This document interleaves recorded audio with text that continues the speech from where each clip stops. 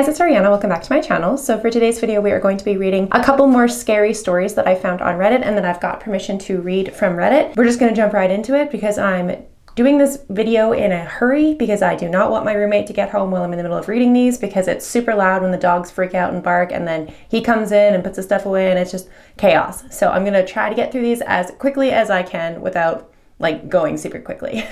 So here we go. The first one is from the Reddit No Sleep, and it's from the Reddit user Steely Rose. So they posted, stuff goes missing and reappears in places I haven't been to yet. So disclaimer, I have posted about this story before in another Reddit thread, but it resulted in people calling me schizophrenic, which rolls my eyes. The only reason this instance stands out is that, unlike all the other times, I wasn't alone when it happened.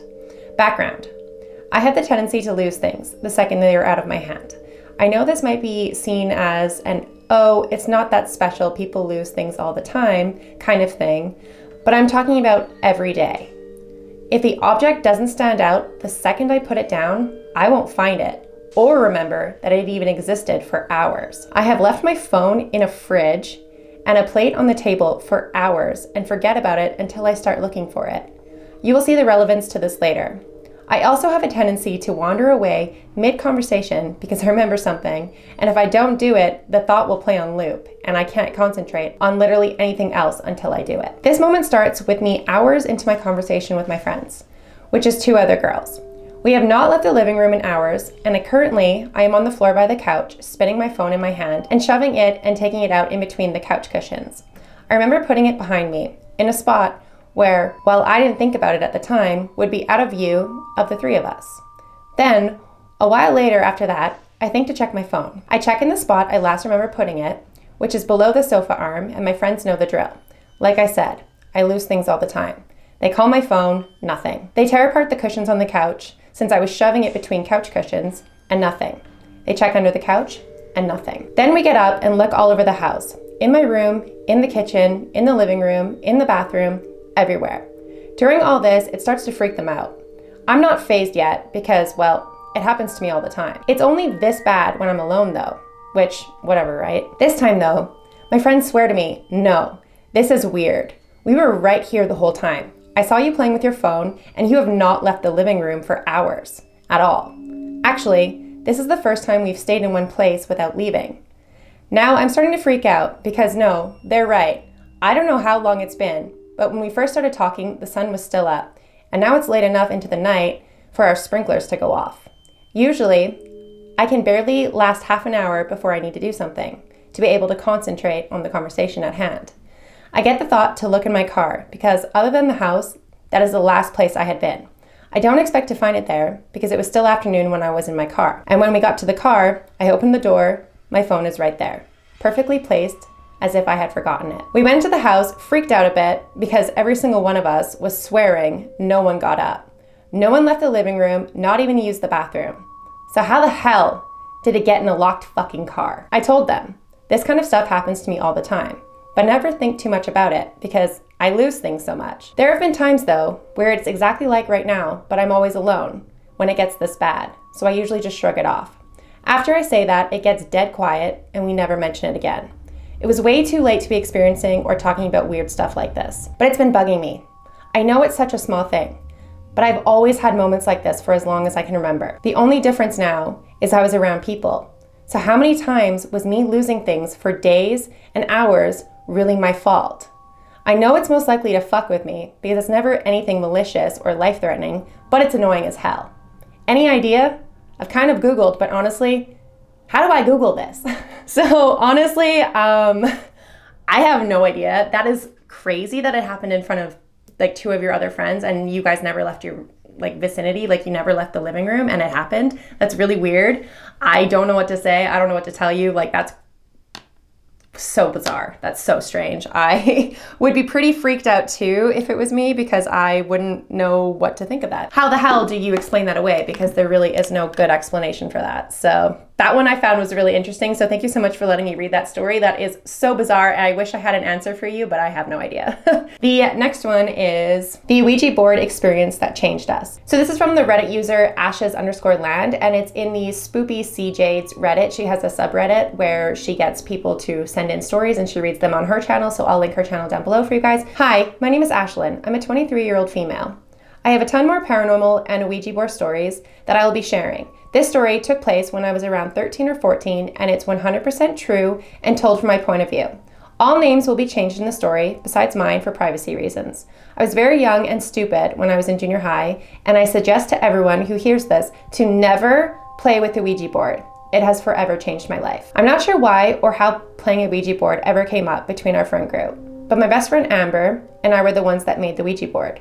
We were constantly wanting to play it. It's safe to say we were obsessed with it. We made our board out of a pizza box and used a small glass dish as a planchette. None of our friends in our group believed it at first, especially because of the fact that it was homemade. But after a few sessions, everyone was a believer, and it became the center of our friend group. It was a typical school night, with about 5 of us playing it. We usually played it at Amber's basement, where her room was, because we didn't want her parents finding out about the board. They were religious and would never condone us to use one. But that night, her parents weren't home, so we decided to play it upstairs in the front room. Our sessions usually consisted of speaking with an entity by the name of Tristan. On this particular night, we were about 20 or 30 minutes into playing the Ouija board and speaking to him, when Amber informed all of us that one of our friends from school wanted to come over and hang out. This friend was not a close friend of ours. We only saw him in school. We all really liked him, and he was a very hilarious individual that was never serious. He was kind to everyone and always had a smile on his face and never had a conversation without constant jokes being made. We'll call him Caleb. So happily, we all chimed in, letting Amber know that we'd be happy to have him come over. I asked Amber if he knew we were playing the Ouija board, which she replied with a sneaky expression, no. In my head, I was excited to hear this. I really enjoyed when people who had never experienced playing a Ouija board played with us, because they never left being a non-believer of the board. I don't know why I enjoyed bringing people into such a sick and twisted game, but it made me feel like I achieved something whenever someone who didn't believe in it came out as a believer. Anyway, it took about 15 minutes before Caleb showed up, and once he walked in the door, his familiar smiling face suddenly dropped into a nervous and uncomfortable frown as he saw what was going on. It seemed that everyone ignored that, as we all greeted him warmly, and after about a minute, he seemed to be back to normal, as we nonchalantly told him about what we were doing and how cool it was. He nervously sat down, but seemed a little excited. There were now 2 of us who were standing up, spectating the game, and Amber, me, our friend Hayden, and Caleb were sitting down around the board, patiently waiting to place our fingers back on the planchette, since we got confirmation from Caleb that he'd like to play. We were all asking Caleb questions to get an idea of the feeling of the board, and to my excitement, he was laughing and joking about the fact that there was no way that this whole Ouija board and talking to the dead thing was real. I excitedly asked him if there's anything he can think of to ask the board that no one else in the room would know. He paused and said, yeah, I think so. Me, Amber, Hayden, and Caleb placed each of our pointer fingers onto the planchette and patiently waited for Caleb to ask his question. I broke the silence by asking if we were still speaking to our well-known entity, Tristan. The planchette slowly moved to yes. Caleb didn't look amused by this, as he smiled and said, okay, any of you could have moved that. I said, yeah, that's true, so ask your question that none of us will know. He smiled at me and asked hesitantly, what did I eat for breakfast? We all chuckled as the planchette slowly moved to Cereal, cereal, we all said. We all looked at Caleb to see his reaction, and he said, yeah, but what kind? The planchette moved to mini, and we all said, mini wheats?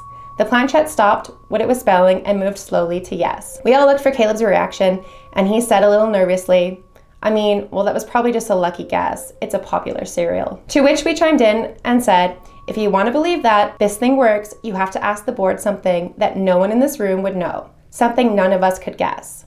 He had a determined look on his face as he was pondering his next question really hard. We let him think for a while as we continued playing, asking Tristan some more questions. After a few more questions, Caleb let us know he was ready to ask another question. We all turned our attention toward him. He said, I know for a fact that no one in this room, or even our whole school, knows the answer to this question I'm going to ask. My family and I are the only ones who know this. But just to be sure, I only want Ashlyn and Amber's hands on the planchettes. He gestured toward us and smiled as he removed his fingers from it and said, "You two know me the least, and I don't want my fingers on it just in case I move it subconsciously." We obliged, and we both kept our fingers on the planchette as Hayden also moved away and sat back. I nervously but excitedly looked at Caleb and waited for him to ask his question. He quickly and loudly sighed and then said, "What's my middle name?" I instantly felt the vibes in the room change, from a lighthearted and giddy feeling to an intense darkness. I shuddered from head to toe as I felt chills rush over my entire body. I was scared. And I didn't know why, but I had a feeling we weren't speaking to Tristan anymore. I looked next to me to Amber, and she had the same look in her eyes, a look of fear. The planchette moved so fast that it flew out from under my fingers for a second. I quickly put them back on. I closely watched so I wouldn't miss what had been spelled. The planchette moved to ITS. There was a pause. M-E, another pause. M-A-L-E-E-K, I said out loud. "It's Malik?" We all looked at Caleb as a smile once again turned, this time into a dreaded, terrified blank expression. A look I've never seen before. Silence. Hayden said, "Well, is that your middle name?" Caleb shuddered as he said, "No way." He quickly stood up and insisted he needed to leave. We all just stared at him as a few of my friends tried to reason with him, ask as to what was going on, and if he was okay. He placed his arms out in front of him, gesturing for no one to come near him or follow him as he rushed out of Amber's house and walked home. For the next half an hour or so, we didn't play with the Ouija board. We just sat and talked about what had just happened and desperately tried texting and calling Caleb to no avail. We didn't see him at school for the rest of the week, and when he did show up, he was not the same smiling, joking boy he used to be, and he mostly ignored us, understandably. Years later, he admitted to Amber what had really happened. He didn't even have a middle name, but when he was younger, he would complain to his parents about it because all of his friends had one. So they told him that before he was born, they were debating on whether or not they were going to name him Caleb or Malik. When he was born, they started calling him Caleb Malik and settled on Caleb. But the nickname Caleb Malik stuck, and he was called this by his parents for the first few years of his life. Over time, only his mom would call him Caleb Malik. When he was 11, his mom got into a horrible car accident with a drunk driver and was in a coma for weeks. She ended up passing away. Caleb said that after she died, he would have these reoccurring dreams where his mother would come to him, and in the dreams would always end with his mother gently stroking his face and saying, "It's me, Malik, my sweet Caleb Malik." Oh, that's really sad and really scary, and she must have been talking to his mom, I guess. That made me emotional. I'm so sorry that your mom passed away or his mom that passed away, and that was the experience he had with the Ouija board. I don't like Ouija boards. I would never play with one just because I don't know what type of entity you're talking to, and an entity can just draw off of your energy and pretend to be somebody that isn't actually who you think you're talking to. So I'm terrified of Ouija boards, but that's a really, really fascinating story and really sad, and it kind of made me tear up a little bit at the end. But that is really sad, and I would probably have left too if that had happened. But I mean, that's what happens when you ask a Ouija board something. It's always going to either terrify you or excite you. So that was a really good story. I liked it. And the last story that I'm going to read is from the Reddit user Wretched Wanderer. So this one is, "I've lived so many lives that I don't know who's writing this post. The first time it happened, I was much younger. I had a dream. It was odd. Most children have dreams of castles and dragons or something bizarre and fantastical. Mine was a normal day. It was the day that never happened. A day where I remember things happening, people telling me things, and everything seemed so real. But it wasn't. Since then, I've kept having those dreams where I'm just going about my day-to-day life and nothing is out of the ordinary. But then I wake up and none of it had happened. It doesn't feel like a nightmare. It doesn't feel like sleep paralysis or sleep anything. I'm just awake and then I wake up again. It's gotten worse through time. I'm dreaming of going to sleep and waking up for weeks and months, but in the span of hours. I can't tell if people are really in my life, if I've gotten fired or a pay raise, or if I'm suddenly a whale biologist. I can't tell if the earth fell into an alien race or I'm an empty vessel floating through the vast darkness. I can't tell what's real, who's real. I don't know if I'm sleeping for days or being awake for weeks, because everything is a blur. Before you ask, I've tried staying awake. Then it's only gotten worse. My worlds collide. I made it a whole 3 weeks without sleep. I don't know how. I don't even know if I slept periodically through that time either, because nothing made sense. I could speak fluid French one day, or have breakfast with my wife that never existed except in my sleep.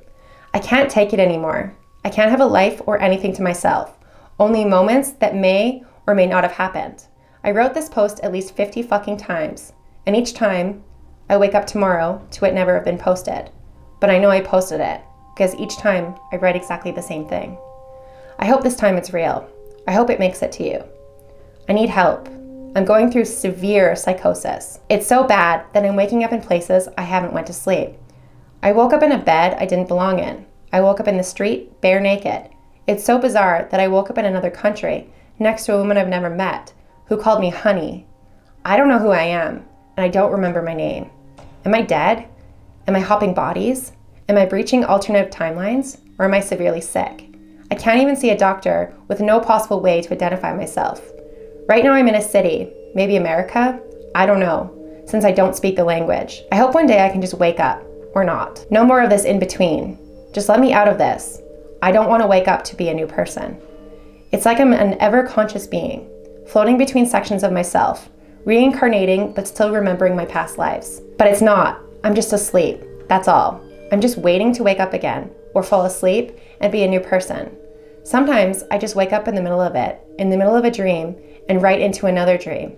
It's like some Matrix simulation that's bugged out and I can't find the right character for me to play. Except this is happening over and over, unending. I can't continue with any of my lives. Just try to find a way out. I'm in so many layers of consciousness, I can't possibly take their roles.